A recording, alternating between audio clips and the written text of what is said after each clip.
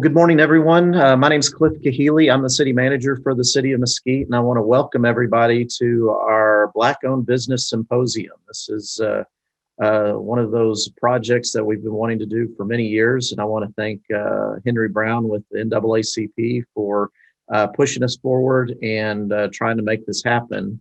We were delayed due to the ice storm back in February, so glad everybody was able to get back together so quickly and have a good forum. So what we're going to ask is that anyone that wants to receive information, we'd like businesses to register.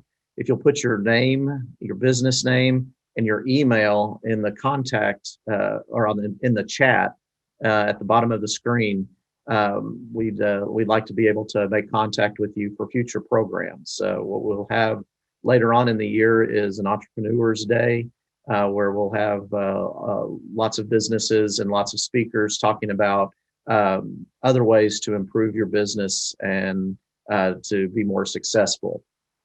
I will remind everyone that we are recording this call, just in case somebody couldn't join us this morning.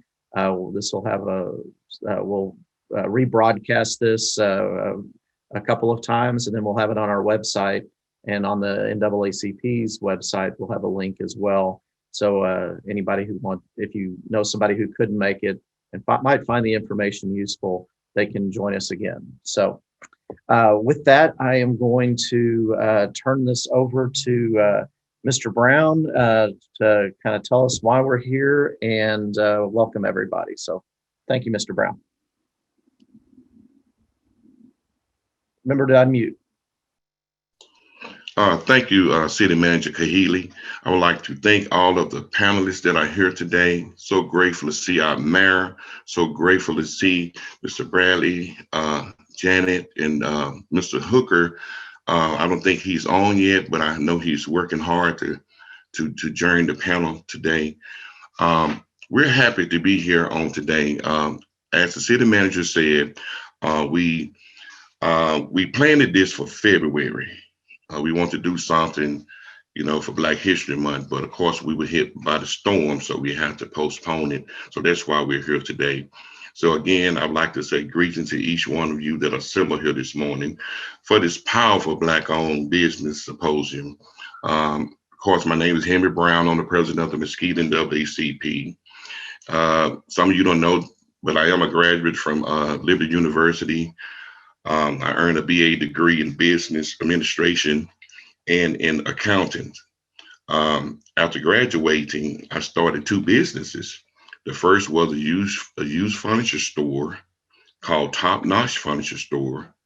And then I went on to start a consulting firm by the name of CityLink. And it was basically a firm that helped us find jobs, and we're still actively doing that service right now. So, we're very happy about this city and what this city means to small businesses.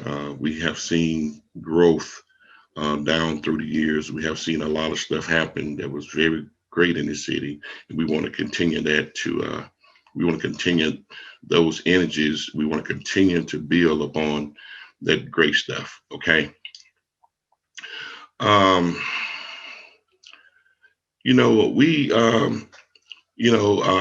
COVID-19 being so detrimental to our country, and we see the impact it done had on businesses across the country, and we just want to make sure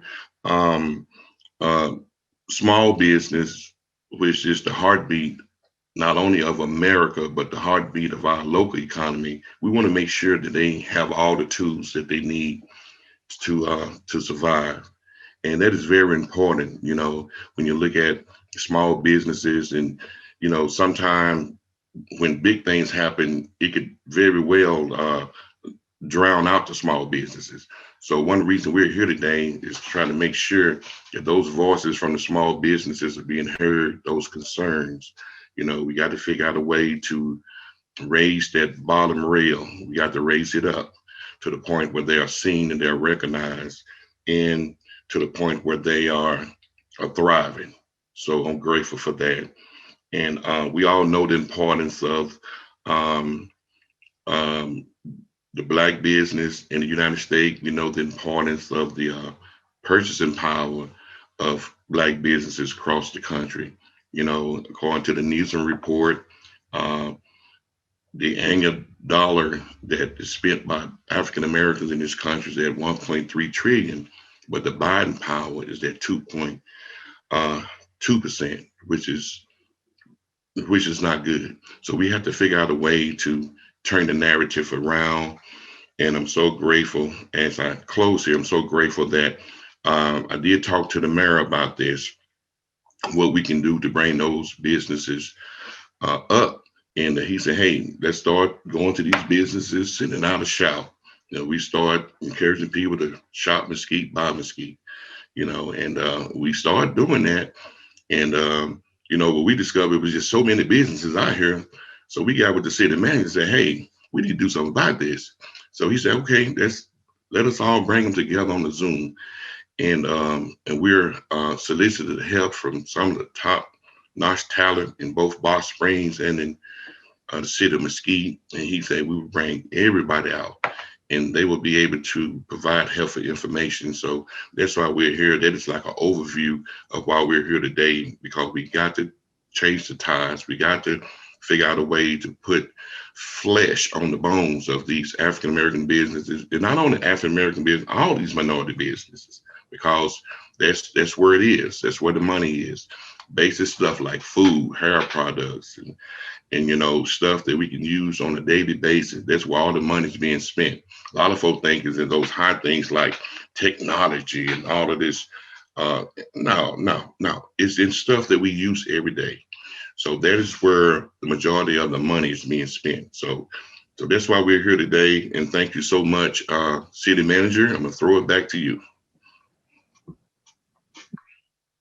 Thank you, Mr. Brown. We appreciate your leadership in the community and all the things that the NAACP is doing for not only businesses, but for citizens in Mesquite. So thank you. I'd also like to introduce Mayor Bruce Archer. He is a strong advocate of business and small business in the community, and he would like to say a few words this morning. Thank you, Mr. Kahili, and good morning to everyone. I am extremely excited to be a part of this opportunity for connection and collaboration. Mr. Brown, I've been talking about this for months, and his vision here has been just tremendous. His vision to bring all of our community together, to look out for each other, to help each other, and what better place to start than our small business community. It's great to have big corporations out there, but it's small business that is the backbone of our country and our community, quite frankly. Tremendous panelists here, Mr. Bradley and Mr. Hooker. Ms. Lonza has been a backbone of our chamber for a long time and a trailblazer. So very thankful for these panelists. Thank you, Mr. City Manager, for your work. And Mr. Brown, I just can't thank you enough for your vision for this very important opportunity. If we're going to all be successful, we have to work together. We have to actually know each other. I've said for a long time now that my vision, I think the council's vision for this community is that we be the most employed city in America, that we provide economic opportunity for all Mesquite residents, and we can't do that if we're all spread out doing all different things and not working with each other and looking out for each other and helping each other be successful.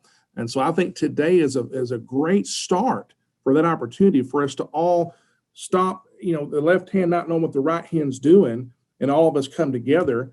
There's so much more we can accomplish when we're working together as one. The other day I had a group of Nepalese residents in my office, and they're different business backgrounds, but they want to contribute more and be involved more. There's so many different folks in our community that's our diversity really is our strength. There is more diversity coming in this community from all backgrounds that are contributing big time to our local economy.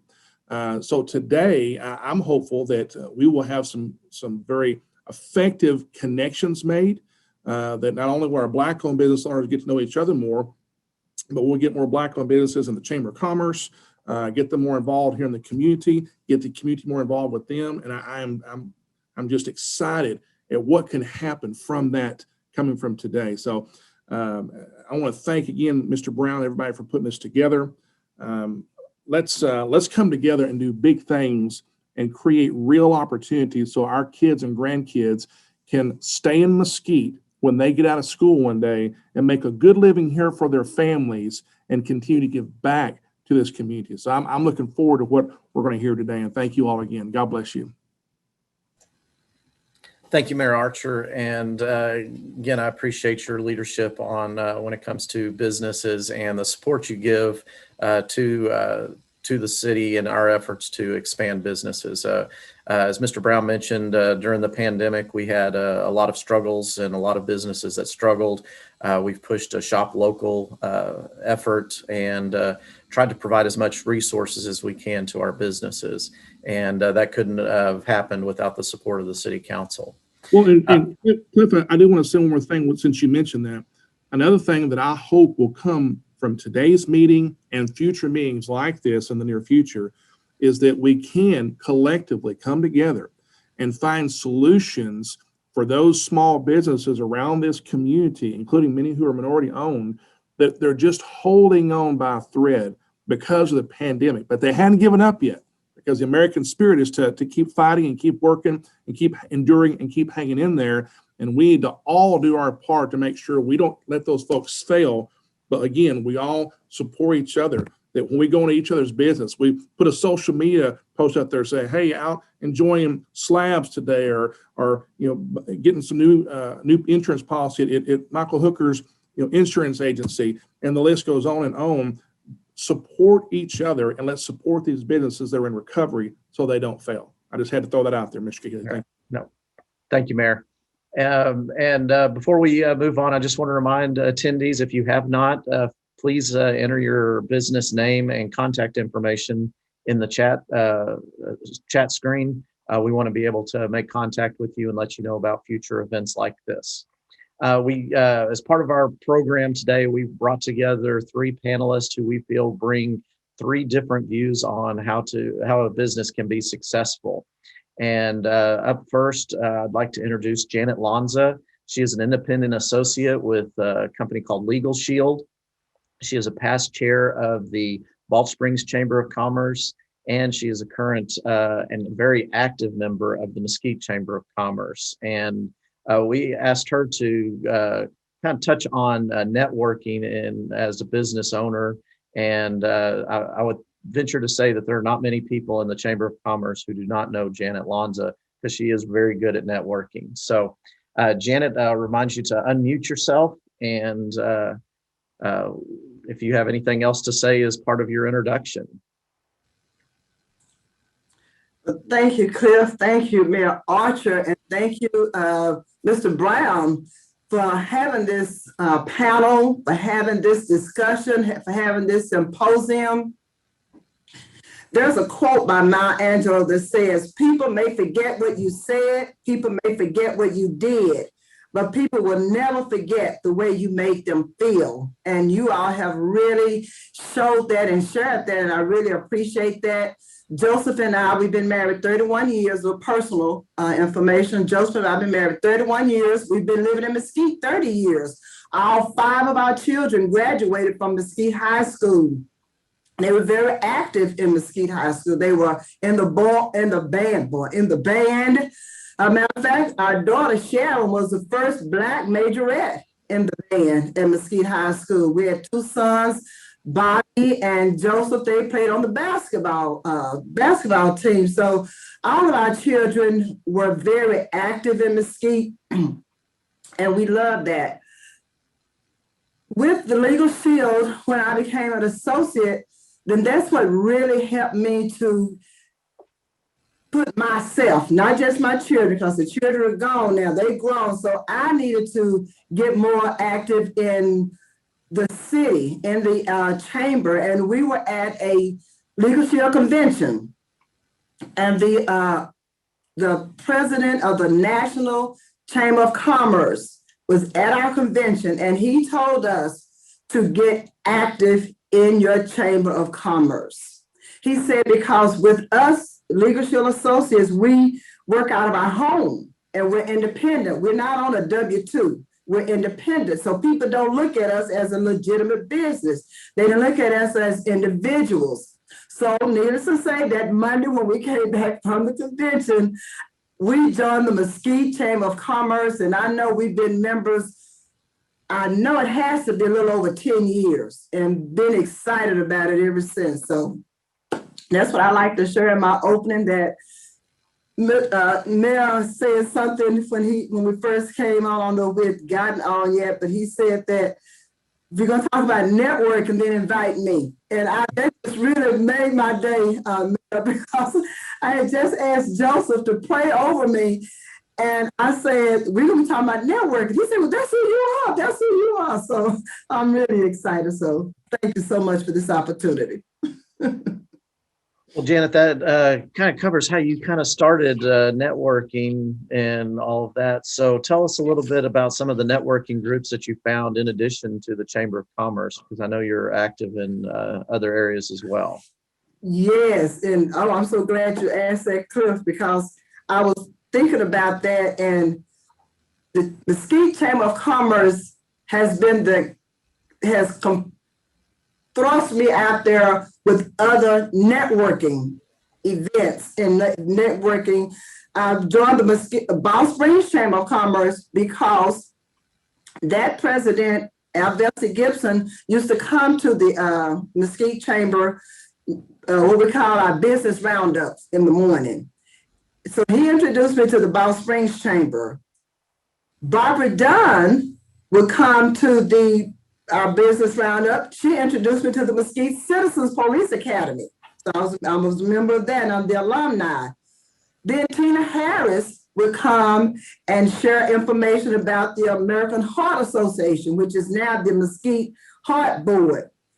Then when the replay talk was at the beginning stages, our president, Terry McCullough, told them, well, you need to get Janet Lonza on board because she loves to read. She loves to read. So I've been on that board since its inception, the Replay Talk. So I'm also the member of what we call Entrepreneurs for Christ networking group, the Mesquite Connections, been a part of that for 9 years. I'm a member of the 40 area networking group, the Wine Women and Wealth.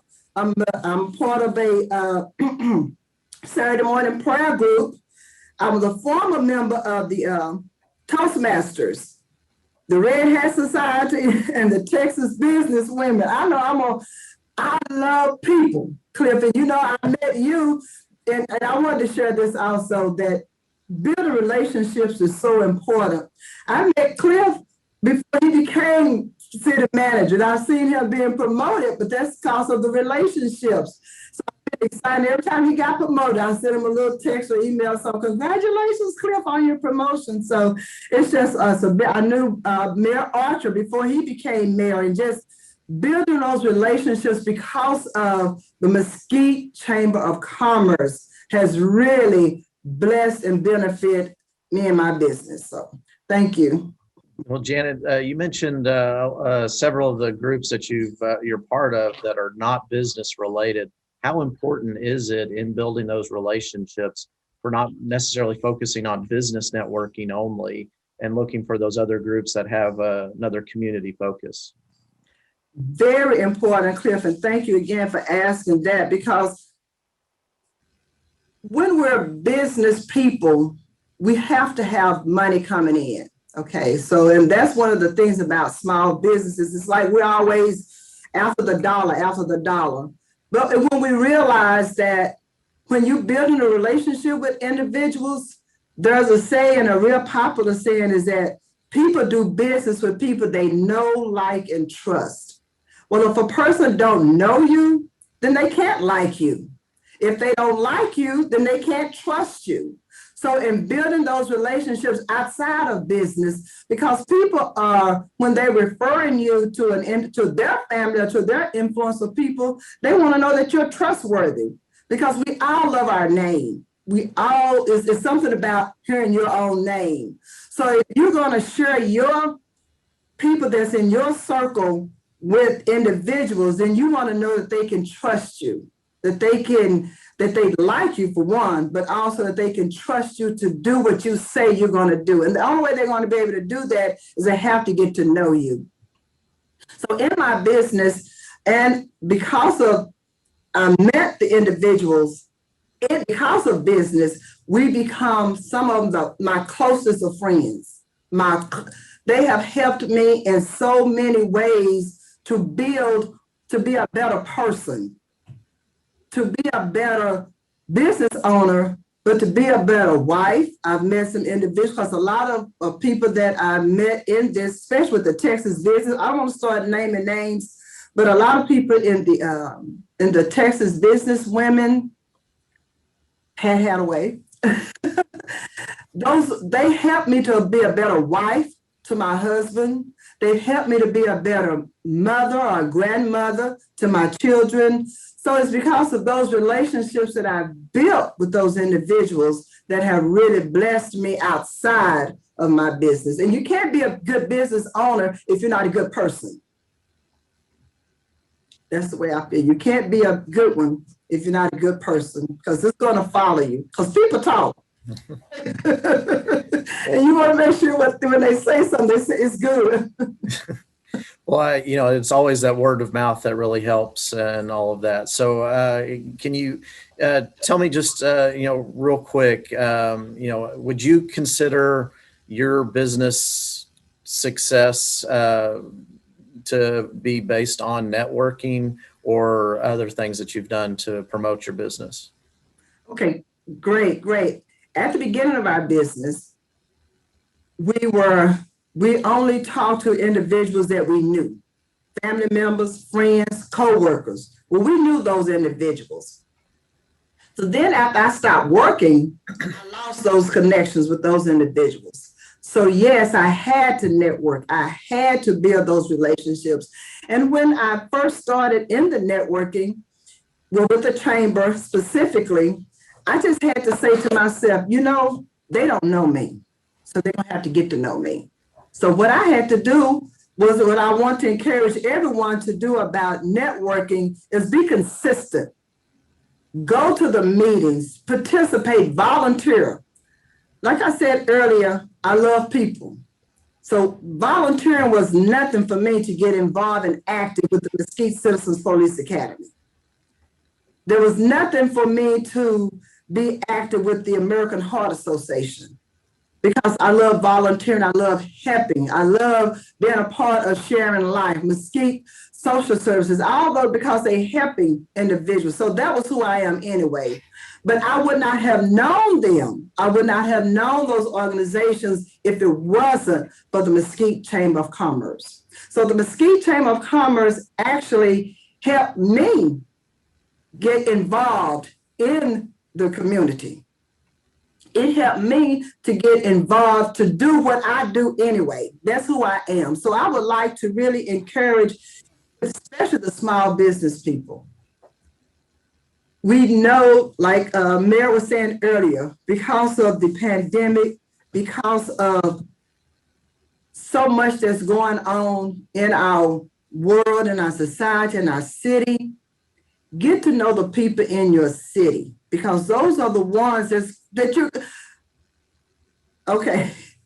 Some people, when the water shortage, everything happened a few weeks ago, some texting me, Janet, do you know where I can get some water? Janet, well, yeah, let me go to the city. Let me go to the Facebook. Let me see what they're saying. But if I didn't know those individuals, if I didn't know that, then I wouldn't know how to direct them to sharing life. I would not have known that if I wasn't involved. I guess that's the word I wanted. You have to get involved with people. You have to get to let people know you.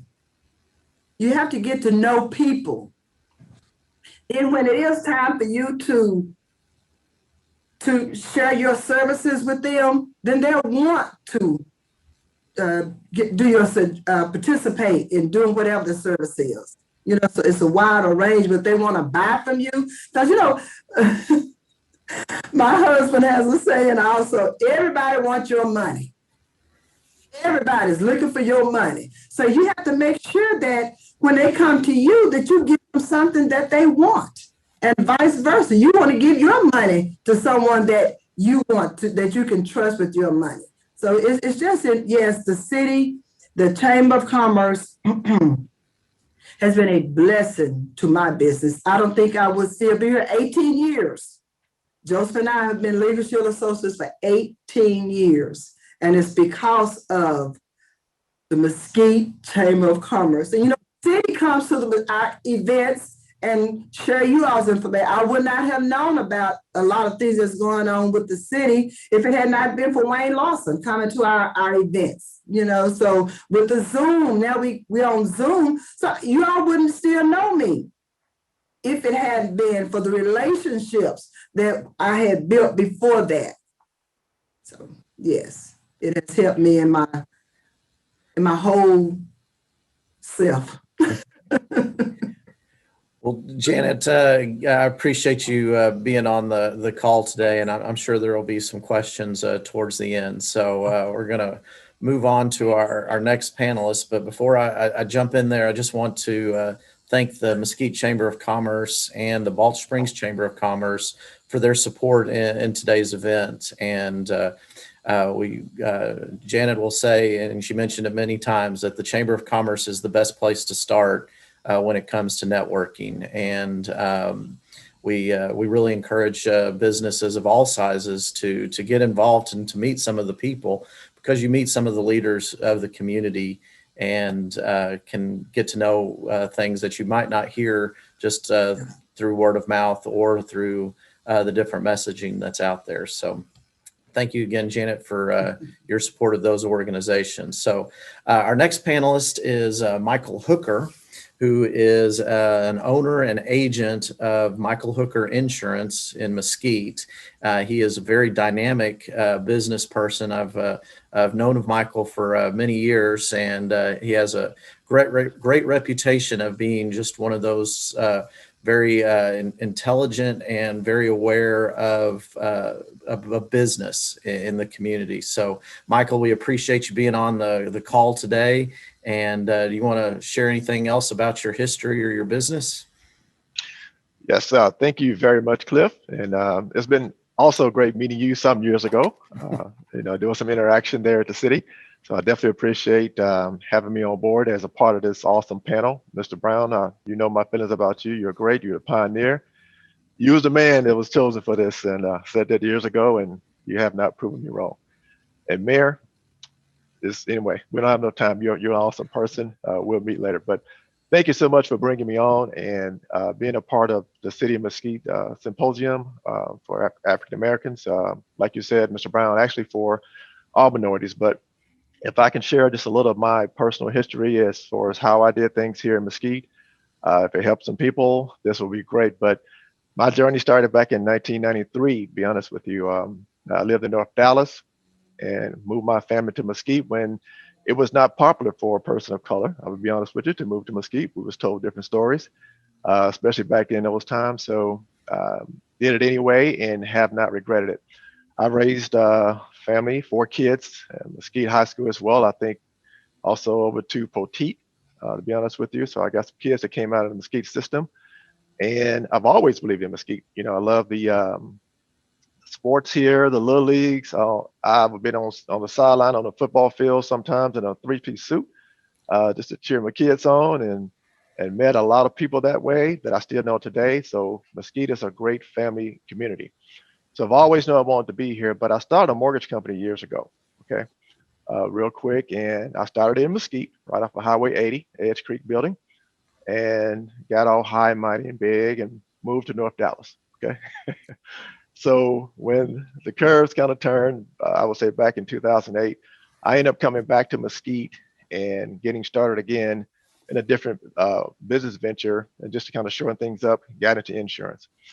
So when you kind of get yourself into a business, you come up with all kind of great marketing ideas, and you want to pass out flyers, go to a networking event, be as good as Janet, but everybody's not Janet, and you try to do things to get business coming into the door. But my way of getting things going was to get involved.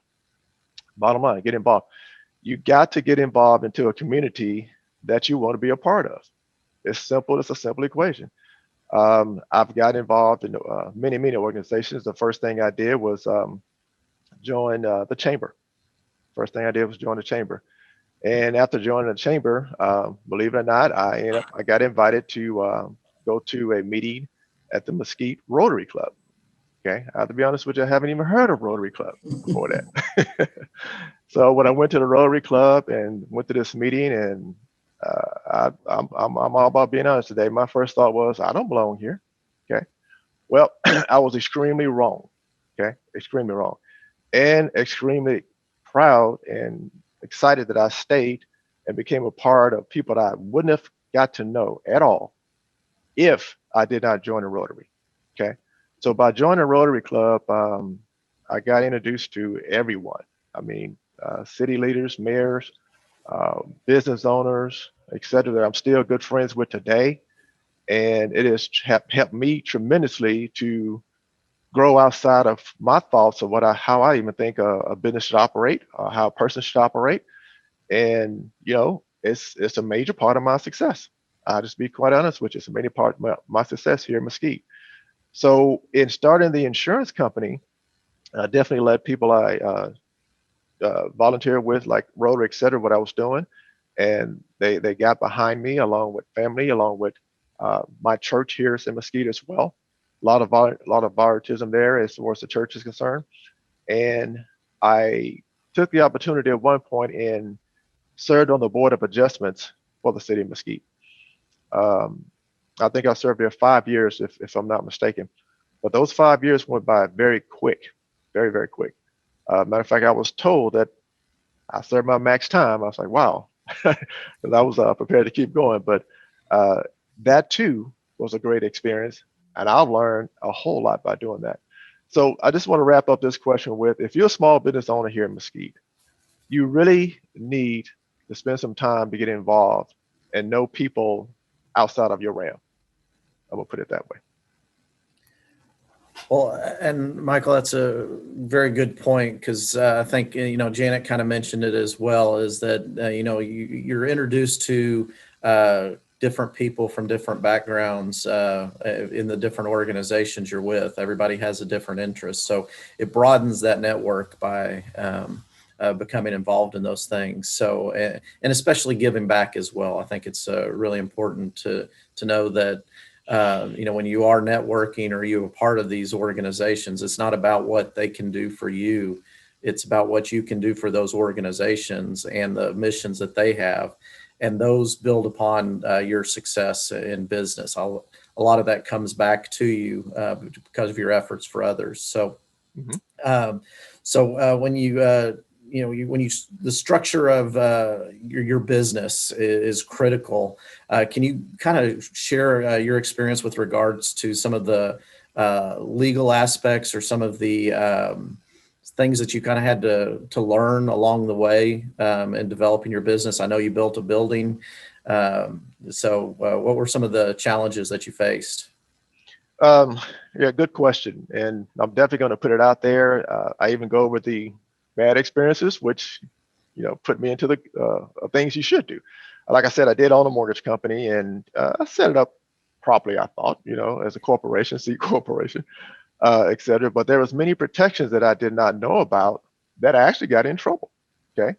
So it is very, very important when you first start your business off thinking, it's small, I don't have enough money, so I'm not going to do this yet, nor do this yet. That's a mistake.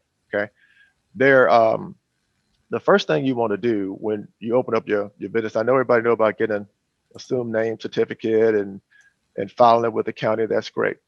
But you want to set up a structure and decide if it's going to be a corporation, LLC, et cetera. You want to get information on that. So the first thing I did was sought out a good CPA. Okay. A good CPA is going to guide you in that direction on how you should set up the structure of your business when it comes to tax shelters. Okay. So it's not that you have to know everything, but you need to know something. But most of all, you need to know somebody who you trust who does know everything. Okay. In that aspect. So once I secured a good CPA, she gave me guidance. You know what? You really should open up a C corp because of your level. I'm sorry, an S corp because of your level. So I listened to what she said. I did that immediately, filed a proper paperwork with the IRS, and that's somebody you don't want to be in trouble with. I learned that the hard way. So stay out of trouble with the IRS, and went forward doing that. And of course, me being in insurance, I insured myself properly. Okay, as a business. That's one of the biggest things that we don't do. We don't insure ourselves properly as a business because especially if you have stick and mortar, in other words, if you have a retail spot and for various reasons your could burn down or something could put you out of business, there's a thing called business interruption insurance that you should have so you can continue to have your economics come in as, you know, as things are being repaired. So doing that and making sure you be a student of your business when it comes to the accounting part, when it comes to employee human resources management, and when it comes to just running your day-to-day business, you got to be a steward. So you got to block out time. And it's true. When you a small business owner, I don't think you ever have any time off. You're always working. And that's just the way it is. Okay. But you got to block that time off to be a student of everything that you're in charge of. And most importantly, this is something that Janet mentioned. You got to be very personable and help people. The more people you help, it seemed like God automatically took care of the things that I needed that I didn't even know was coming. So that to me is a natural, everyday, all day thing. If somebody comes to you and you got the ability to help them with your talent, with your skill set, don't always be ready to charge them a fee for that. Because you can see they are where you were not long ago, and you have the ability to help lift them up. That is your opportunity to get a blessing from that. So always look for that and always be available. And I want to say that is the thing that Janet mentioned too, that has credited me for my growth and still to this day. Because if it wasn't for some of the people I know, I don't think I would be here. That's a very good point. And I know Janet's spoken of that many times in other networks as well. So, you mentioned kind of the things that you learned along the way. What were some of the resources that you found to help you learn the human resources side, or some of the bookkeeping or employee relations even? Where did you go to learn some of those things? Actually, Texas Workforce Commission, people don't realize that it's for employers as well as for employees. You pay a fee, okay?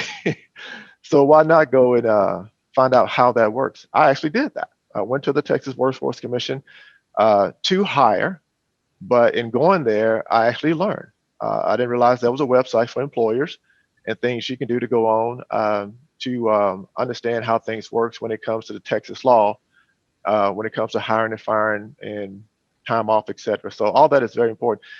So in doing that, it taught me to be a pretty good interviewer too, by the way. And you want to look at a lot of people's skill set to match the job position you have.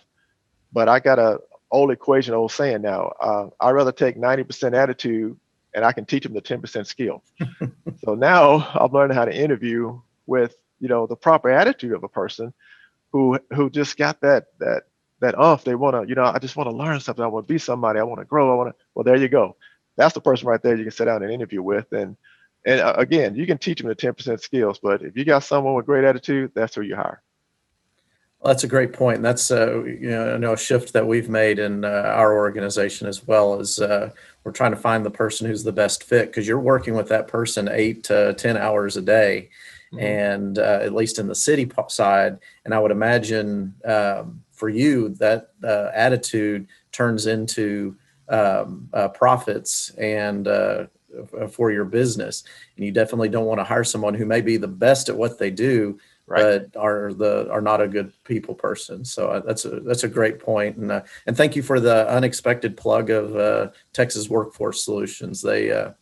they've been a great partner for us and have helped us in our recruiting efforts for some of the larger businesses that we've attracted recently. So thanks for that plug. So if you had to mentor somebody who's just starting out, maybe there's somebody out there watching that has just started their business, what's the best piece of advice that you can give to give someone the fortitude to make it through the startup of a new business?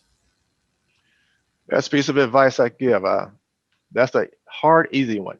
Okay. Time versus money. You're going to feel upfront you're always short. Okay. Always. It's like I'm always short on payroll or short on making a rent, whatever the operation cost is, et cetera, et cetera. But if you got more time on your hands, then that's when you can do the research, learn the things that you need to know, because trust me, when the business get busy, you're going to wish you had that time, and then you're going to be spending money because you didn't learn what you needed to learn. If you are a new business starting off, making your connections are extremely important. And I'm gonna plug one other place too as well, which is Resource One Credit Union. I would not be here if I didn't spend a good relationship times with Resource One Credit Union to teach me things through the years. And the relationship I built with Commercial Vision, the branch here in Mesquite, et cetera, that along with my church allowed me to be able to be connected to a source that took care of me during the PPP applications. I'll be honest with you, I have friends and other business owners who went to larger institutions and they were just a number. When you have a relationship built with an institution like Resource One, et cetera, whoever you choose, then things go a little different for you. So as a business owner getting started, that's what you want to do. You want to spend that time and realize and what's the old saying, study your craft and put things together that you're definitely going to need at a later date to survive in your business. And I say this, every day I want to quit, but every day I don't. So that's the best advice I give. Cliff, can I jump in here right quick? Sure. Hey, first of all, thanks, Mike. Mike is one of the guys that I really want to be on here tonight. He and I, we worked on a joint venture together that I know is going to be just totally just out of this world once we get all the parts together. And I know Mr. Bradley is coming up next. I don't want to I don't want to use too much time, but I can feel the attendees this morning, the attendees pulling on me.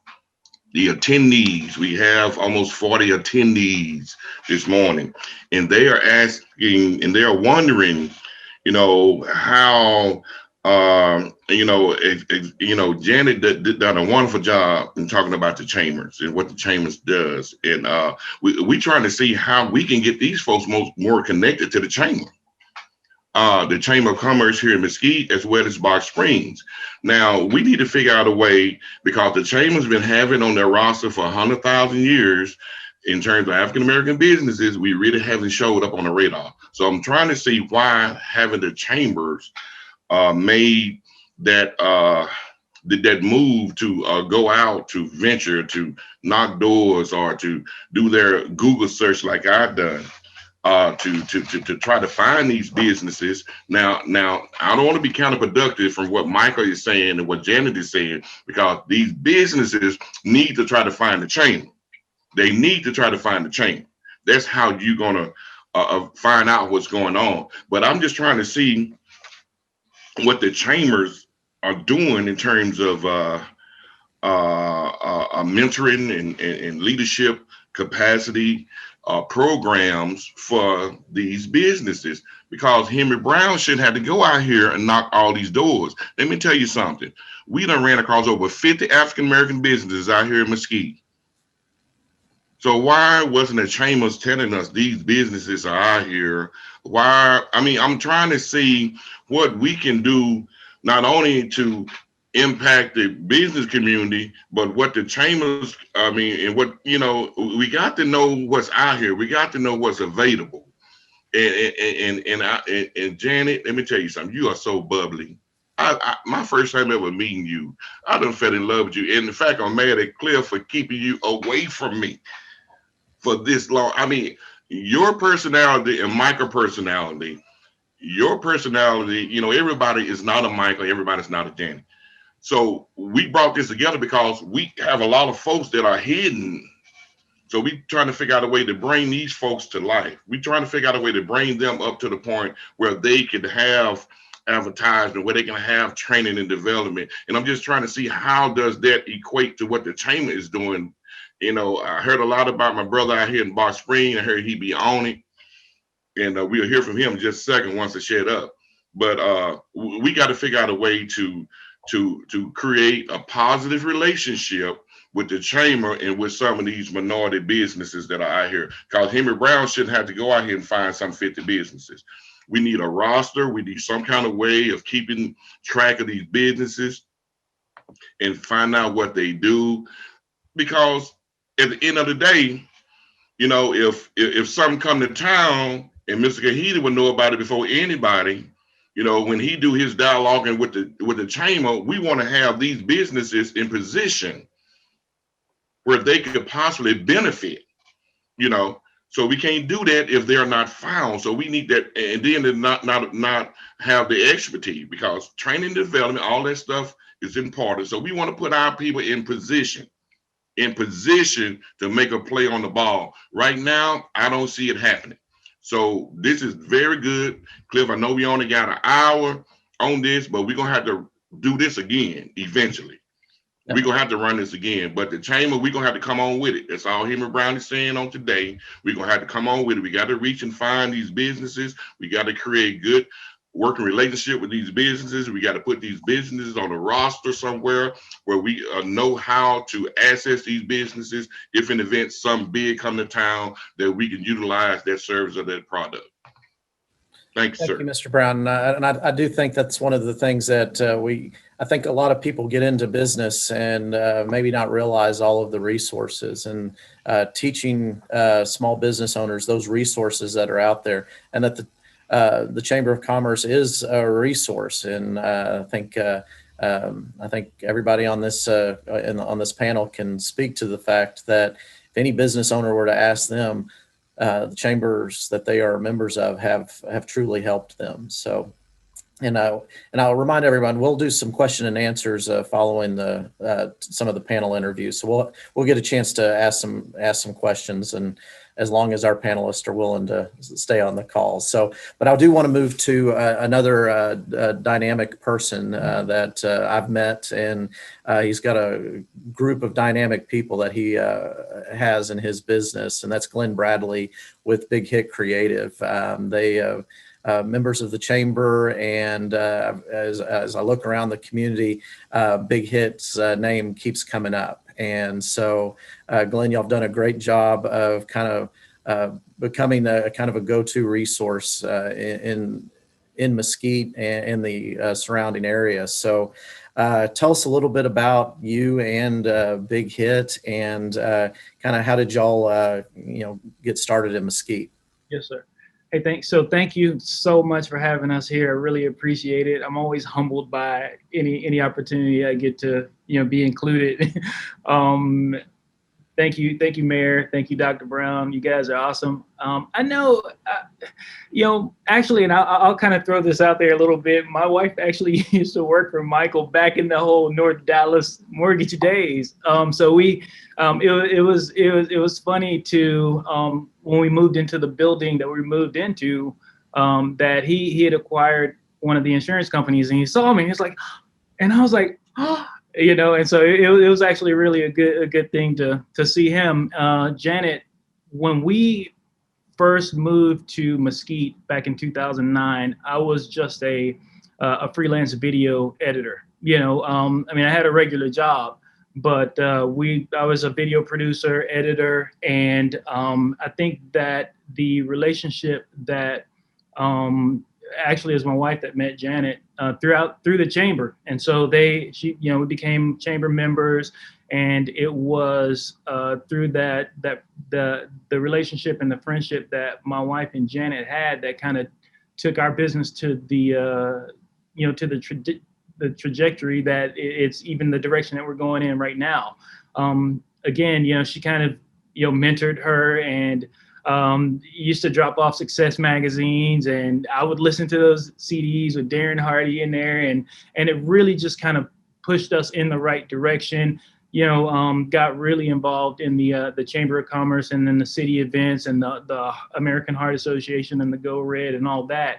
And from there, from just being a video production company, we've evolved into I would say a full service, minus PR, marketing agency. A company that does web design, does nurture campaigns, does graphic design, video, promotional, collateral, things like that. So that's where we are now. So here we are 12 years later after moving, into Mesquite, and our business is just exploding. And so that is a lot due to the relationships that we were fortunate enough to be able to cultivate, or, and so I think a lot of the people that are here on the panel now, when I came to Mesquite, I started seeing everybody around, and, I'm a little on the shy side. I'm kind of reclusive. My wife is the outgoing one, but, but I appreciate the relationships. And so that's kind of where we are right now. So yeah, that's us.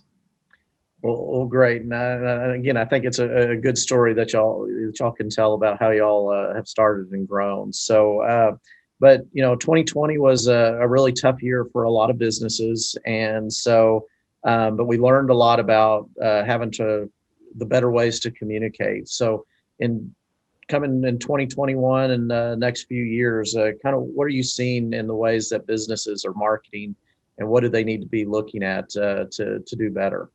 Right. So obviously, with the pandemic, everybody had to kind of find a way to pivot and to go digital, and to get involved with a lot of technology, and start thinking of ways to just kind of still be able to provide a service to their customers, and still be able to show the world that they still existed. And so with that, I feel like the trend that most businesses are getting used to is a remote work situation, right? Even like now with the Zoom, us having to learn, technology, and learn how to do a good Zoom interview or a video or a demo or a conversation or a meeting.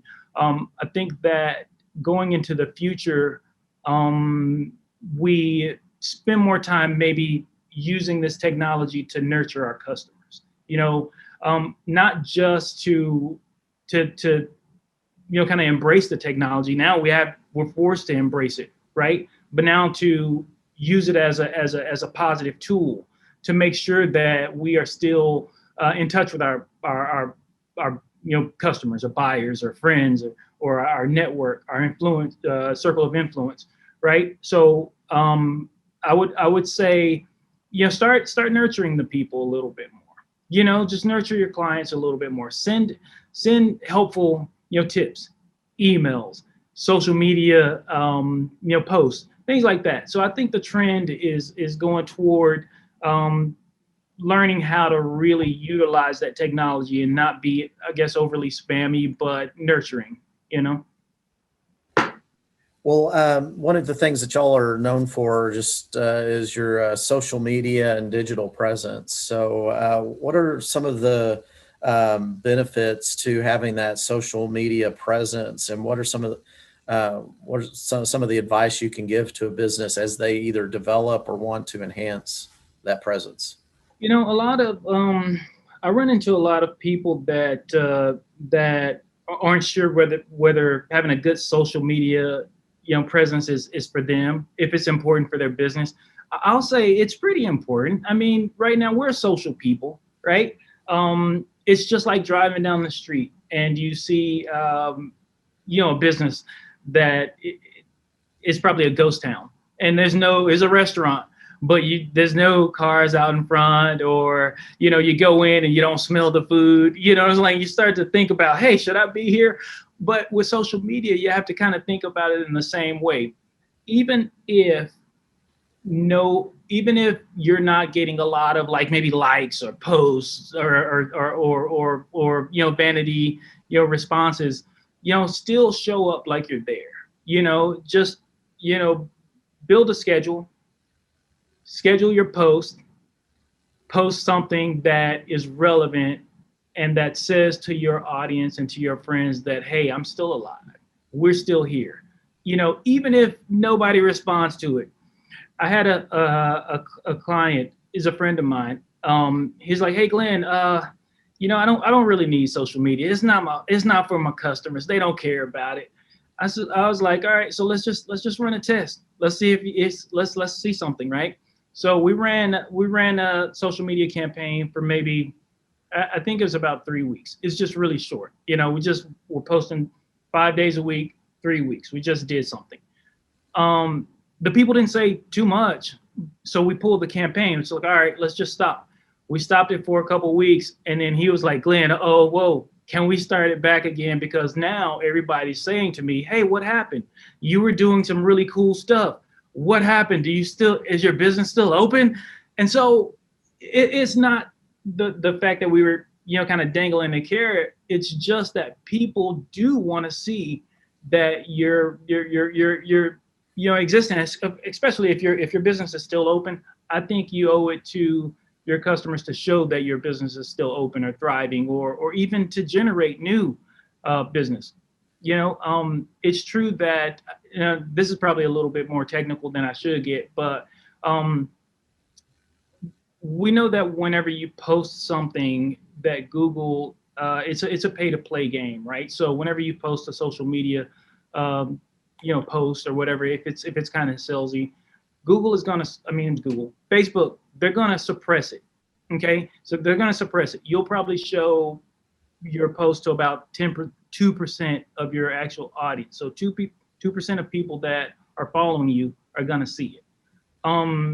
But that's when you're just kind of just posting it out there. But what if somebody stumbles onto your site, right? What if they know something about you and then they deliberately go there? They're gonna see your activity. They're still gonna see it. So whether or not your posts are suppressed by people just seeing it on their timeline, you're still gonna be seen when somebody comes to it.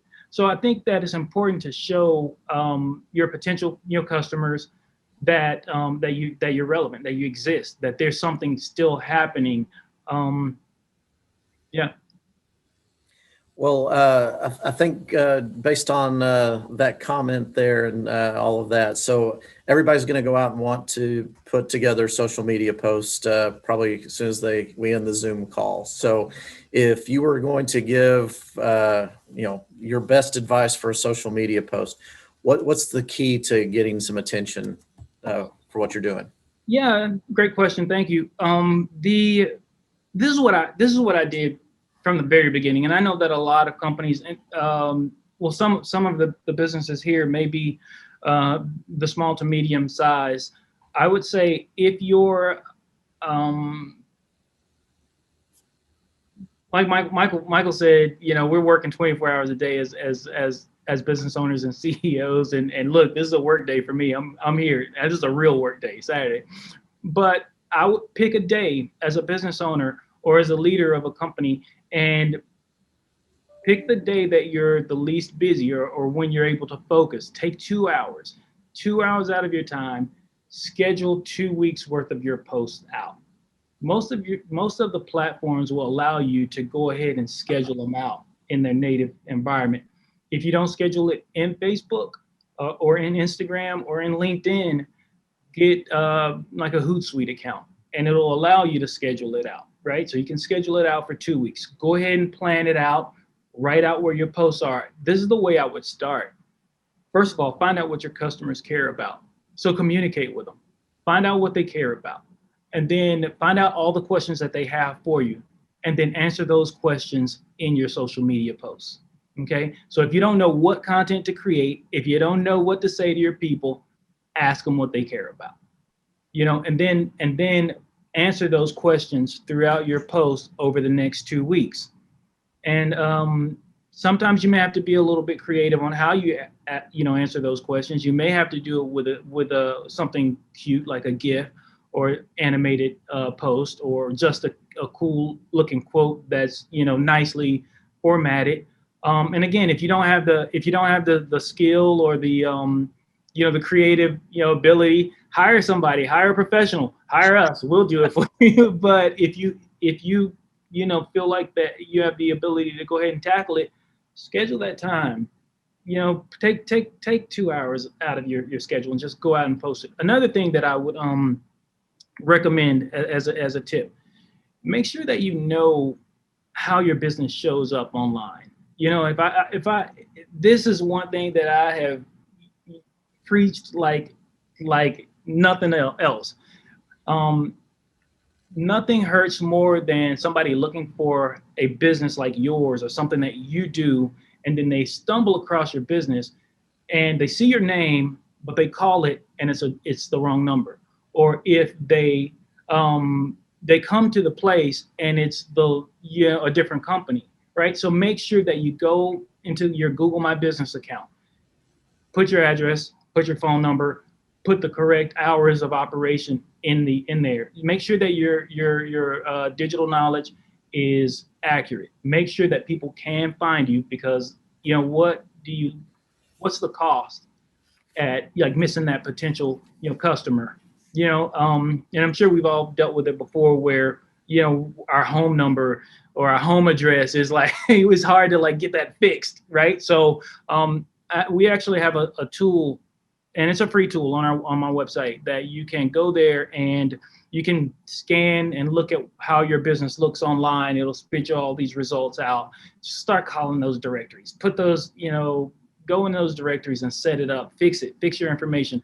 Use an employee, to do it, or get an intern or something, or just I would say make sure that your digital knowledge is accurate. Make sure that people can find you.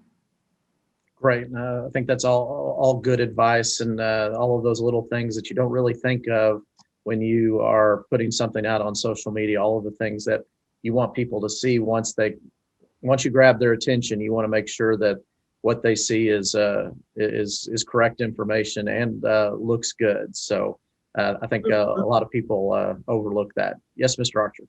I want to just add something. First of all, these are tremendous comments, very, very good food for thought, and very helpful and very empowering. I want to add, I'm going to take off my mayor hat and just talk from a business perspective. The many years I ran Cece's Pizza in South Mesquite, everything we did was about community. Now, we were very blessed in that our business was large enough. We were able to do things like, for example, give out superstar student passes to all the elementary schools, so their parents could bring them and the child could get a free buffet. We were blessed to have those resources because we did so much with so many schools. However, it's all relative. Your business may have smaller resources, but there's still little things you can do to be that hometown business. Now, yes, we're 145,000 people in Mesquite today, but we're still blessed to kind of have that hometown feeling about our community. And so I encourage all small businesses to really invest in your hometown. And investing doesn't have to necessarily mean financial resources. It could mean showing up at the PTA meeting, maybe with your business shirt on. And you're not there to do anything other than show that you're supporting. You're not there saying, hey, come buy my stuff. But people will notice that you're consistently there supporting and helping, just like it is when a business, buys T-shirts for a Pee Wee baseball team. Everything you can do to show up and be seen and be counted. In our business, in my real estate business, when I was a kid in Mesquite, my brothers owned a real estate business here called Archer Real Estate. And at that time, there was probably 10 or 11 real estate companies in Mesquite, and that's the only signs you saw. Well, today you see lots of signs from real estate companies from all over the Metroplex. I'm not saying that's necessarily a bad thing, but one of my goals as a small business person in Mesquite is I want my company to have lots of signs throughout my hometown and be that hometown, just like, Mr. Hooker, I'm sure your business, it thrives some because you're the hometown insurance guy for a lot of folks. And so whatever your business is, be the hometown person that can be counted on, that cares about the town, and people come to you because they trust you because I know you care about their community. So just hometown thoughts to think about. Absolutely. Thank you, Mayor, and thank you, panelists. We are going to get into question and answers here in a minute, but just to get everybody ready, we wanted to give something back. So we have a couple of trivia questions. We have 3 prizes. We have a business planner, and I think Mr. Brown's going to try to show everyone what that business planner looks like. So thank you, members of the NAACP for that. And we also have gift cards, $50 gift cards to Amazon. Amazon's a good resource for business supplies and things to help your physical business. So with that, we're going to get started. So first question is for the business planner. And we tried to make these relatively easy, nothing to stump you. So in the chat, if you will type your answer, then the first person that pops up in the chat will win with the correct answer. So first question, in 1984, Nike launched this product associated with a sports icon. It has gone on to make billions for Nike and that athlete. Name that product.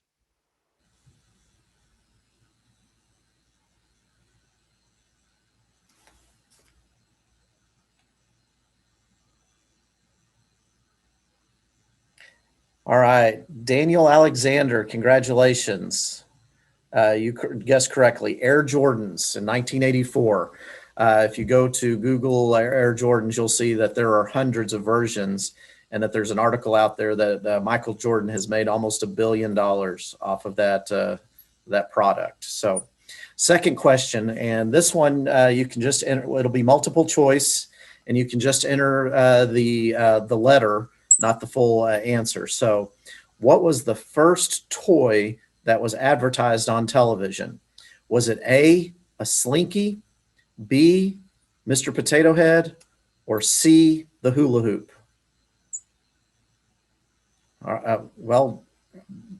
Daniel Alexander, it looks like I think you might have won again.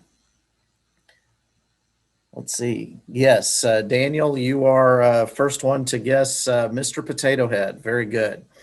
I would have thought it would have been the hula hoop. So, oh, is it Darnell? I'm sorry. That's what I get for not wearing my glasses on the Zoom call. So, if you'll make, I think you've got your information in the Zoom, so we'll make sure you get those. So, last question, and Darnell, you might want to give everyone a chance to win another prize if you don't mind. So, so last question, and for another $50 gift card to Amazon.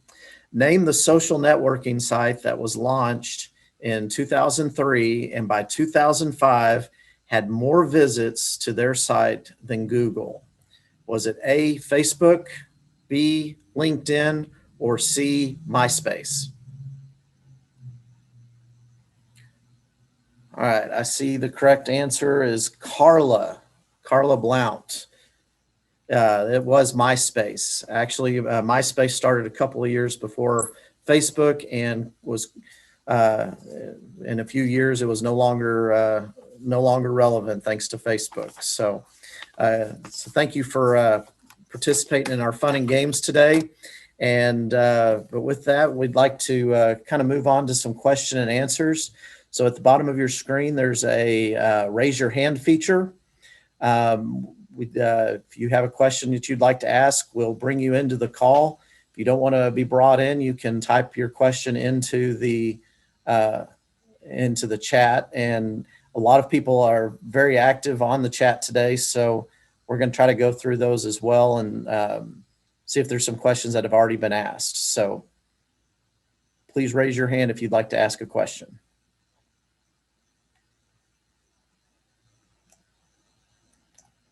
Saw a question earlier about how to join the Chamber of Commerce or get involved. We'll put the information on the Chamber of Commerce. I know Mesquite Chamber is in attendance today, Terry McCullough with the Chamber. So feel free to reach out to him. I know both Balch Springs and Mesquite Chamber have regular networking events. We're getting ready to start back in person, which are a little bit more fun than Zoom calls, but there is a regular Zoom call with the Mesquite Chamber every Wednesday morning. So let's see, are there... So Darnell, thank you. If you'll let me know which prize you want to give away. If you have a business and that you're on the call today, list how many years and months you've been in operation.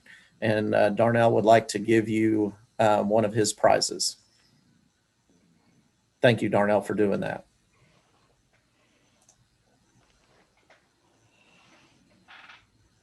Right. So any questions? I'm looking for hands. I don't see any hands.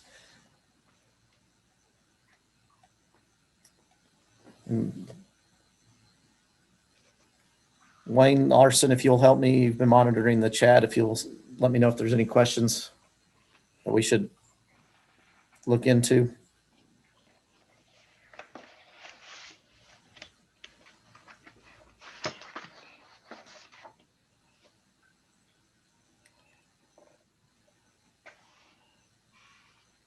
Cliff, Mr.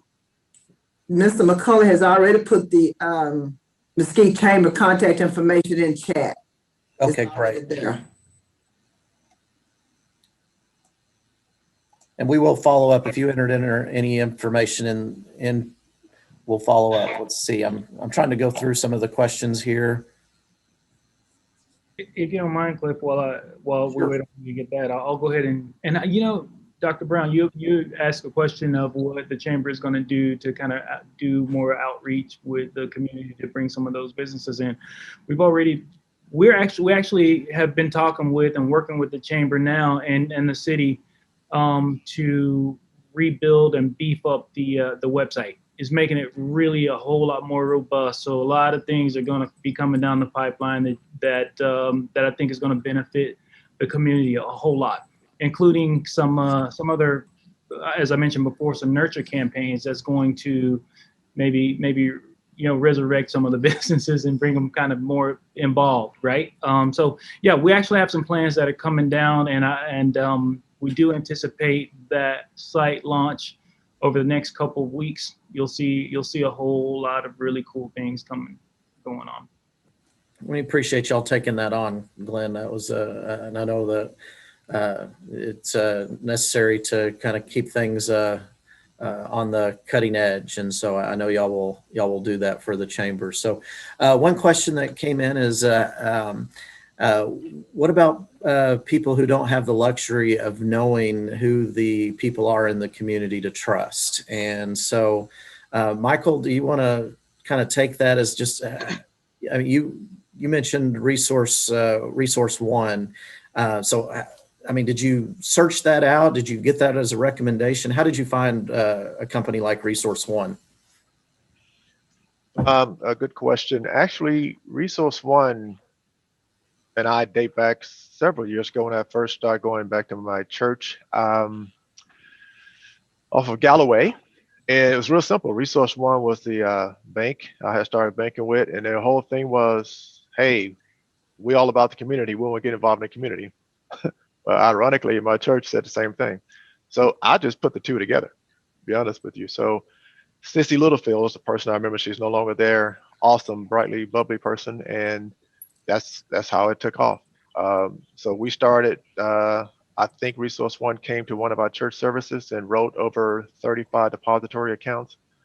And to this day, it's probably in 800 to 1,000 depository accounts just from the Trinity Christian family. So it works. You know, it's about getting involved, getting to know people, etc. I kind of prematurely want to say some information that Mr. Brown is he's privileged to. I haven't even spoke to the mayor about yet. I guess I'm doing it almost publicly here, but you know, this Mesquite is an awesome location to be. If you think about all the other places around us, I mean, they're very. I've been to North Dallas. It's no joke. Got to run a business in North Dallas, etc. They're really, really busy, but Mesquite is like a a well-kept secret, so to speak, but it's actually growing leaps and bounds as we speak. Okay, and you're right. You know, who do you know, and where do you go to get a leg up or get a certain platform up, get your business off and going, right? Well, I recognized that from years ago, and I also had some other city leaders to come to me personally and say, you know what, we want to help and do something about that. And really, they came from a minority standpoint. We want to help the minorities be successful. You know, the equality of economics is not fair, and we already know that. Okay, that's probably why we're here today. So out of that, you know, we are birthing. Let me repeat that again.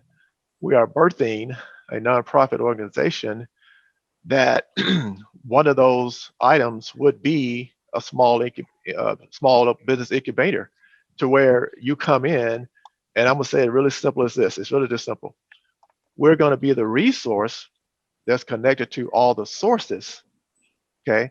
So that you don't have to go through a lot of red tape and leaps and bounds to get simple things done, like connecting to Mr. Bradley and Mesquite Chamber and Resource One Credit Union. So we're going to pull all these sources in on the back end, so to speak, just to simply teach the things that I had to go through three bankruptcies to learn. You know, I'm a very open person, so you'll learn that about me. You know, success is about failing, but you have to get up and try again and succeed. And you're looking at the product of that. To be honest with you, I just don't have time to share all the stories with you, but I did not do it without help. So putting together this organization, Mr. Brown is very, very involved in it, and he knows it's being developed as we speak. So I think that's going to be something that we'll be announcing pretty soon. But we're going to do it the proper way. We're structuring the organization as we speak, putting everything together, and then we're going to present it to the city, Mayor Archer, city chamber, etc., as to what kind of answer we can bring to the needs of the city. See, oftentimes you don't want to go and say, hey, what can the city do for me? Or what can you do for me? We know what the needs are. We know what the problems are, okay? And so we're putting some things together, and we want to offer this to the city and every business owner in the city. Blacks for sure, Hispanics, Latinos, it doesn't matter. Every business owner is, to me, it's got nothing to do with race. It's got something to do with, you know, equality, bottom line. Okay, the more you know, the more you can grow. So I want to put that out there. We'll put some more notes out here some kind of way, maybe on a platform like this down the line when the board of this organization is together, we'll be ready to present it. We're going to present it to the mayor first. And I just wanted to say that it is, I've been reading some of the chat comments. You're right. And we are looking to do something about it. Cliff, I want to respond to Mr. Hooker and then share an additional, what I think will be a helpful thought and answer question. First of all, as I said earlier, today's gathering and today's collaboration will not just be a benefit to Black-owned businesses, it's going to be a benefit to all of our businesses, because again, we may all missing opportunities economically, business growth, et cetera, because again, we don't know each other and we're not talking to each other.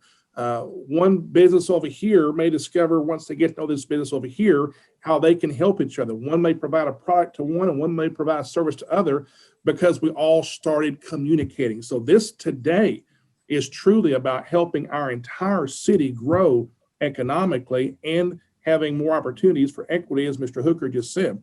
Now, I want to answer a question that Honey Brown put out a while ago about how can Mesquite Chamber help its members? Are there committees to assist new businesses and networking, maintaining a successful business, et cetera? What I want to say is yes. And Janet could probably answer that question even better than I can. But what I know is prior to the pandemic, we had some terrific, just a little over a year ago, collaboration between both the chamber and our city's economic development department, where we were hosting entrepreneurial workshops, how to start a business. And there were some some training for social media and other things with those. Now, we were new at doing those things. So when you're new at it, it often doesn't get as many participants as you want it to be. But I'd say through the pandemic, we've definitely all gotten better about how to get information out there through virtually, because we've had to. So I think once we're able to start having those physical meetings again, we'll have more participants. We're going to do a better job of getting the information out to everybody. Our city human resources department has provided resume writing seminars, because again, to become the most employed city in America, we got to help those who are either chronically unemployed or help those who just need a few extra tips to come join your businesses as employees. So we've done some good things in the past. We're going to do even better things in the future to help our chamber members and to help our small business community grow and have all the tools that they can get to expand and create more jobs. So I wanted to answer that question. Can I Thank you, throw Mayor. something in right quick? Before we move on, we do have somebody who's had their hand up to ask a question. Do y'all mind if we move to one of our Yes. attendees real quick? Yes, So Jasmine, I'm going to bring you in, and you are free to talk. If you'll unmute. Good morning. Good morning. So I've kind of thrown a couple questions in the chat. I don't really know if my experience is just like only specific to me, but I am new to Mesquite. I've only been here for almost 4 years. We moved here in 2017, at the end of 2017. However, I am a small business owner and have been looking for a space for my patisserie. I would be the only patisserie pretty much within like a 30-mile to 40-mile radius, which I think is a huge opportunity for me as a business owner. I've also just come to love Mesquite. I'm originally from Chicago, and we really love historic areas, historic buildings. So what Mesquite is doing right now with revitalizing downtown and things like that, I think is really awesome.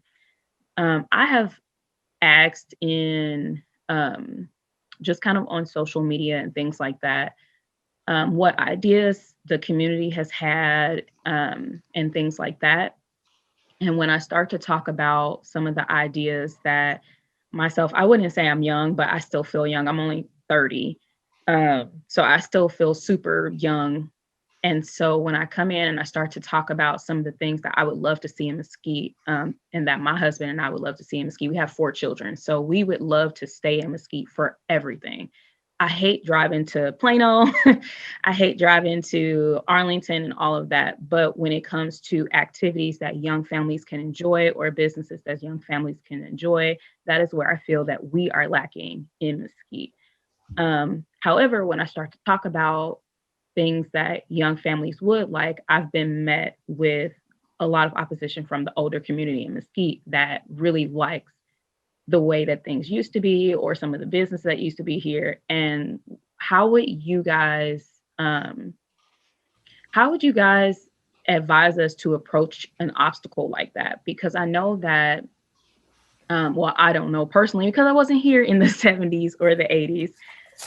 But I know that a lot of people love, the soda places and the antique shops and things like that. But young families like us, although I love to thrift and I love antique shops and things like that, that's not what our families need now. And we really need more places where we can enjoy the city itself. So how do you recommend that we kind of find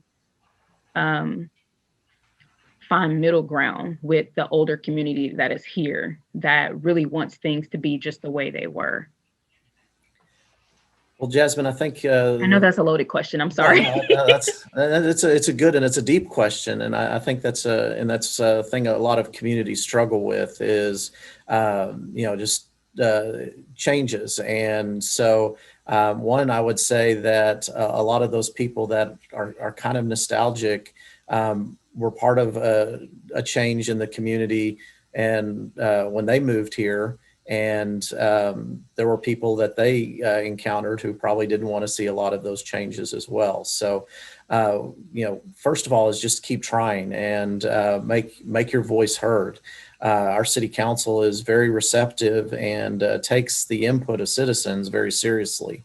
So I'll make sure that my information's put into the chat, and if Wayne, if you'll put that my email in as well. Those are the types of things that as a city manager I'd like to hear. So as the city council does some of their planning, some of their outreach to the community, we can ask those questions, and it's having the dialogue is first. I assume you're looking at some of the businesses that are kind of entertainment focused, probably video games and that sort of thing that you see in other cities. And we are desperately trying to attract those to Mesquite. One of the things that has held us back is some of our demographics. Until lately, Mesquite had a older demographic when it came to age groups. Recently, there was a publication that said that more young families are moving to Mesquite than any other city in the Metroplex. And based on that article, we started getting phone calls from businesses like the ones I assume you're talking about, looking for space. So definitely people are taking notice of what people want in Mesquite, and we're doing our best to try to help bring them in. So Meredith, I know you probably wanted to answer that one as well. So I do, and it's a great question, Jasmine. Thank you for bringing it up.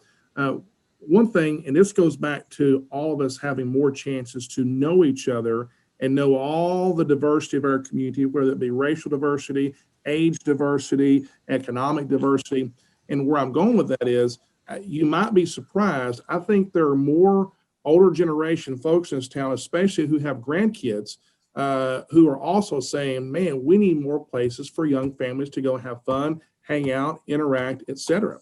I think that the conversation has been changed in just the last few years about downtown Mesquite, for example. In the past, there was kind of we're just not going to talk about certain businesses that might, serve alcohol or might have this or that. And I think the conversation is changing because we have to govern the community that we're in today. And there's new, fresh ideas happening every day. And so I would say that, and Mr. Kahila is right, the more that you're communicating with the council, the more you're communicating with folks in the business community, the more you're involved or attend planning and zoning commissions and talk to those commissioners, because they have businesses come in front of them all the time making pitches. Our economic development department, I encourage you to get to know that staff. It's only 3 or 4 folks, so it's easy to do that. And give those ideas to them, because they're on the front lines often of talking to various companies that we want to come here, whether it's a bowling alley, whether it's a place like Shenanigans or whatever it is. We're always regularly talking to those folks, and you may give us, our staff in the chamber, some new ideas of who we ought to be talking to that will, again, be a help to younger families not have to leave town. I don't want you to have to go to Plano or Rockwell. I want you to be able to stay here and have a good time with your family right here in Mesquite. But I'll also say that, as the city manager alluded to, is as we get more rooftops in, which we're getting a lot in the south end, getting a lot more younger families, pretty soon, I really think economics itself is going to force and demand those companies to come here. And we do have some kicking the tires with us and talking to us about bringing those types of businesses here. So I think we're on the way there. Please keep advocating and sharing what you're talking about, because I think there's a lot more open mind than you think there may be out there. So we can do some of those things in the future. So really appreciate that good question. Janet, I know you wanted to say something, and then Mr. Brown will come to you. Okay, great. Yeah, great information. Good information, both by Michael and Glenn, about their experiences. And Mr. Brown made a comment, and the young lady, Jasmine, just made a couple of comments that I wanted to kind of expound on or share my thoughts. Is one is be patient, but also be focused on what you desire and what's good for your family. When me and my family moved to Mesquite 30 years ago, it wasn't the best what we thought, but when we read that Mesquite ISD was the best school district, that is why we moved our 5 children here to Mesquite ISD. And then when I got now I'm a business owner and got involved with the chamber, then that's what I'm saying about being patient and being focused on what you want and what's better for you and your family in the long run. Please don't look at the right now, but look at the future and what's going to happen, because great things are happening. I've been promoting and advocating for the city of Mesquite since we've been here, because that's where I live. I was in Plano, the Frisco, all of those areas, also networking when I first started this business. But I want to live here, so I want all those things that other cities have here in my city. So they are here. We just have to know where to find them. There's a quote that says, "You can have what you want if you know where to look for it." Please get on the Mesquite Chamber of Commerce email blast. You will find information. We're not trying. I love the Mesquite Chamber of Commerce. I love the Mesquite City. We're not trying to hide. Trust us. We want you to find us. Find us. Look for us. We're not trying to hide. We want you to, and we will share information. But if you don't let us know, we don't know. You don't know what you don't know. So if you want to know what can the chamber do for you, get involved with the chamber to see what, and then you'll find that what you're looking for, what they say, is right under your nose. We have the urban air that's here, a great place. When my grandkids was here, I called what I do for them every summer is a cousins camp. Because I have family in Mississippi, Virginia. So when they come to visit Granny, I plan activities for them to do. So the urban area is perfect, and they just opened back up since COVID. We have the Level Up game right here on Galloway. Young man is a high Mesquite graduate. He went to play on the basketball team that I shared with y'all earlier. So he's homegrown, Reginald Brown. He owns the Level Up, and everyone knew about Celebration Station, And then there's a lot of little small, right next door to CC's, the ice cream place. Bruce, you familiar with the ice cream? So I took my grandbabies there, and we had an ice cream night. So there's lots and lots to do. So I'm excited. So my voice got a little high. I come back down to the business side. There's a lot to do. So don't give up on Mesquite, but also let your voices be known, but also you have to be there. You have to show up. You have to show up for what you want, and it's for the long haul. That's what networking is all about. You have to get people to know you, to like you, and to trust you. And that goes the same way, but it's vice versa. You have to get to know people to see if you want to like them, to see if you can trust them. So it goes both ways. It's a win-win when you get involved. Like I said earlier, I love people. So that's how I was active in the Mesquite Citizens Police Academy. The Heartboard, the Rotary, I'm part of the Rotary, but I heard about the Rotary for years. So the chamber has committees that you can be a part of, to voice your opinion, to share your ideas. The Eastfield College, they are nonstop in supporting the chamber and the city. Was Dallas College now. They are well known because of their education, because of their services that they give to students. A former president visited Eastfield College. How many colleges can we say here in the Dallas DFW area knows that? How do I know that? Because I'm a member of the Mesquite Chamber of Commerce.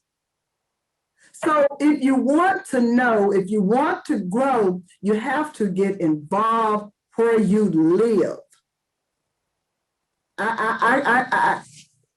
Thank you, Cliff. Cliff know me, and Bruce and Glenn know me. They know I get excited, and I just love to share information because it's out there.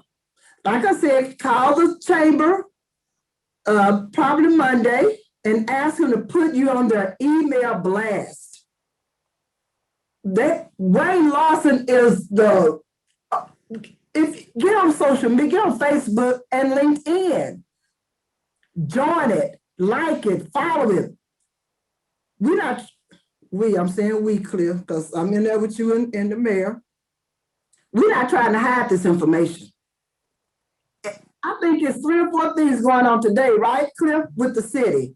I know this event's going on, then you have the bunny drive. I mean, it's just so much going, and then there's an email. I mean, get on the emails, and then you can start putting it in your calendar so that you can participate. And I think Mr. Brown is giving out a planner. Write the stuff down.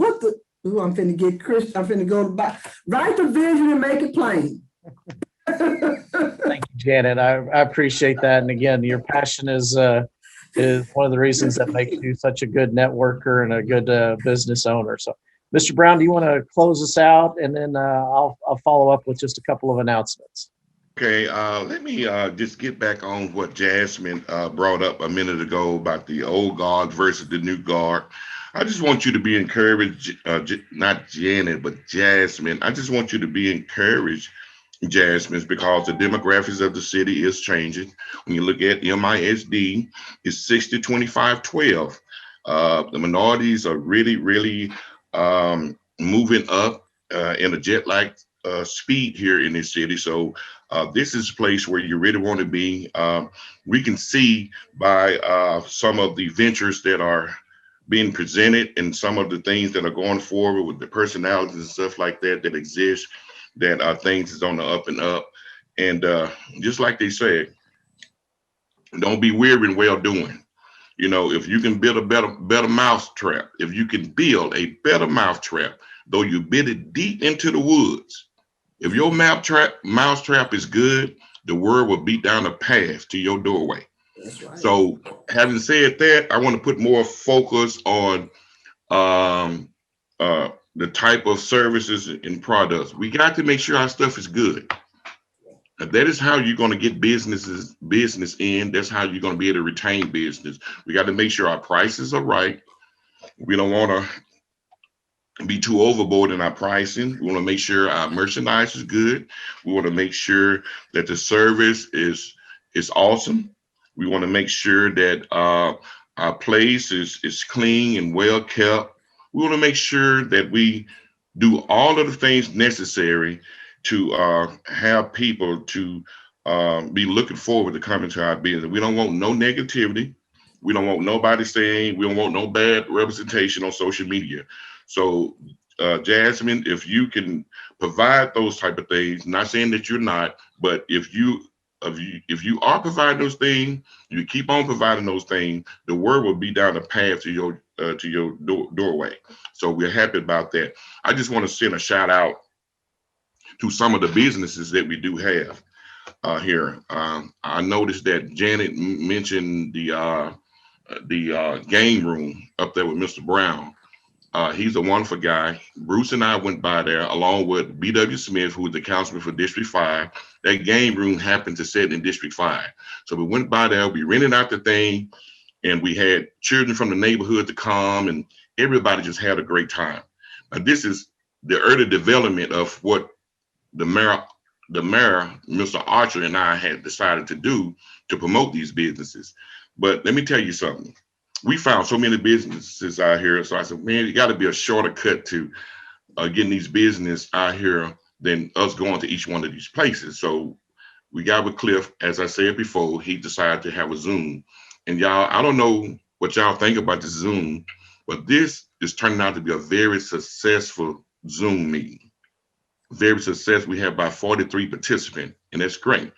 To much of y'all surprise, we have a variety of businesses out here. I just want to throw out about 10 businesses right quick. First of all, I see Brandon Mullins.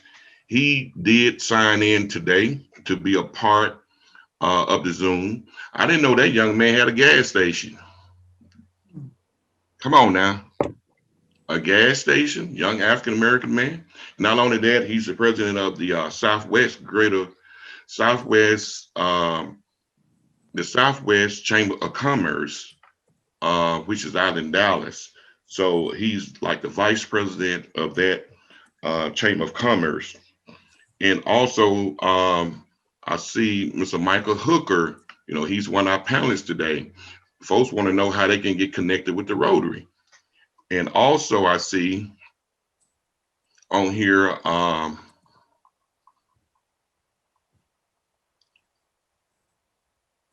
there's a variety of businesses and a variety of things that I see that people were asking questions about. Just yesterday, I ran across a Black funeral home out here in Mesquite. A Black funeral home out here in Mesquite. They do funeral and cremation. I didn't know that exists, but I got a chance to meet the people right there on Kearney. Yeah, there's a variety. We got gas station, we got funeral homes, we got Henderson Chicken, we got daiquiri places like Nipsey's. We have Jamaican Cook Shop over there on Military. When I found that place, thanks to Mr. Kenny Green, he introduced me to that place. I've been eating there ever since. We have Ample Health Service, Counseling and Psychotherapy, which is an African-American person that help with behavior issues. I mean, it's a variety of businesses over here. We have Sunday Morning, which is a place you can go get good fried catfish and good chicken. We have Slabs Barbecue. I know Bruce and I talked about that just the other day. Man, we have towing services out here. We have, y'all talking about COVID-19, we have a brother out here that can come into your business, and clean your business if there were any type of COVID issues exist in that business. So we got all of these businesses out here. We got Christina Saul, she has professional services, paralegal help. We have record services out here. We have logistics with Mr. Lonnie Johnson. We got folks out here, y'all, that own 5 to 6 18-wheelers right out here in Mesquite. That is awesome. So the businesses are out here. We have the daiquiri shop. We have Peaceful Journey, which is another type of counseling and psychotherapy place. We have Abundance Beauty Supply, and you ladies know y'all like to get your hair done, but we have an African-American business out here that can help you with the hair care process. I mean, instead of, I ain't saying nothing about Asians, but at the same time, we have sisters out here in Mesquite that can help you with your hair care needs, and that is great. We have Boss Lady Nutrition. The mayor and I, we met her when we met Mr. Brown at the game room. You can go get some of the best smoothies ever. So, yeah, we have a list of about 45 businesses out here. And I'm sure there's a lot more than that. So we're out here, but we need to make sure that we follow the guidelines. Now, I'm not saying create a Black Chamber of Commerce. I'm not saying that. We got to give this Chamber of Commerce an opportunity to make a play on the ball. We have great people in Miss Janet Lorenza and Glenn Bradley and other individuals that work with these chambers.